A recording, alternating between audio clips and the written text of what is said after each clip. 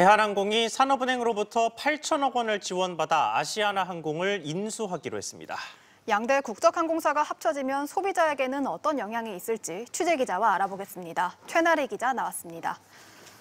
최 기자, 앞으로 두 항공사가 통합해서 운영되는 건데 하나하나 좀 짚어보겠습니다. 우선 노선은 어떻게 되는 건가요? 네, 조정이 있을 겁니다. 어제 산업은행은 노선을 합리화하겠다고 밝혔는데요. 두 항공사의 중복됐던 노선이 하나의 노선으로 정리가 되고 수익이 나지 않는 일부 노선은 감축이나 폐지 수순을 밟게 될 가능성이 높습니다.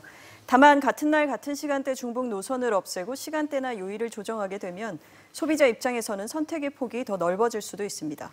근데 이게 노선 조정도 걱정입니다만은 이게 국내 항공기를 사실상 한 회사가 독점을 하게 되는 셈이어서 가격을 올려도 어떻게 소비자가 대응할 방법이 없다 이런 우려가 나오는데 어떻습니까? 네, 어제 인터넷 카페 등에서는 그 문제로 한창 뜨거웠었는데요. 정부는 독점 피해가 발생하지 않도록 조치하겠다는 입장입니다. 국제선 항공 운임은 항공협정에 의해 상한선이 설정돼 있을 뿐 아니라 무엇보다 외항사와 저비용 항공사와의 경쟁 등으로 급격한 운임 인상은 없을 것이라고 설명했습니다. 다만 대한항공이 자본 잠식 상태의 아시아나를 떠안았고 통합 이후 수익성 개선이 급선무인 만큼 요금 인상 우려는 여전한 상황입니다. 네, 그리고 마일리지가 합쳐지는 건지도 궁금한데요.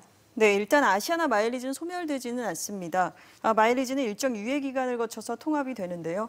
아시아나 마일리지로 대한항공을 이용하거나 제휴 서비스를 이용할 수가 있습니다. 다만 대한항공과 아시아나 마일리지가 1대1로 같은 가치를 인정받기는 어려울 것으로 보입니다. 왜냐하면 카드사 등에서 두 회사의 마일리지 가치를 다르게 인정하는 등 상대적인 차이가 있어 왔기 때문입니다.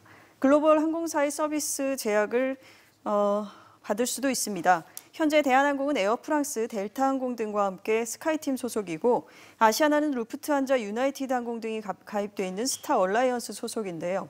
통합 후 아시아나는 스타 얼라이언스를 탈퇴할 가능성이 큽니다. 두 회사가 소비자가 한 곳으로 몰리면서 보너스 좌석 예약이나 제휴 서비스 이용 경쟁이 심해질 수 있는 문제도 남아 있습니다. 네, 그리고 두 회사 모두 각각 저비용 항공사들을 가지고 있죠. 이들은 어떻게 운영이 되게 되는 건가요?